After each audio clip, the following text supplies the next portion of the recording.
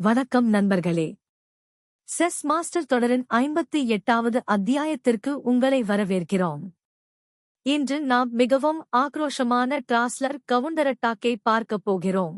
வெள்ளை தனது ராஜாவின் சிப்பாயை E4க்கு நகர்த்தி ஆட்டத்தை தொடங்குகிறது.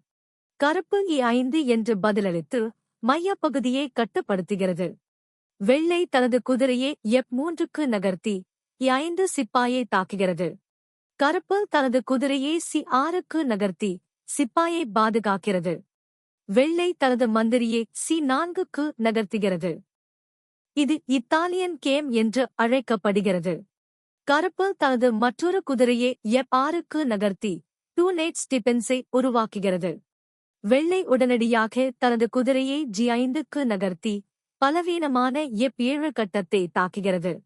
கருப்பு F7ஐ பாதுகாக்காமல் தனது மந்திரியை C5க்கு நகர்த்தி டிராஸ்லர் கவுண்டரட்டாக்கை தொடங்குகிறது. கருப்பு F2ஐ குறிவைக்கிறது.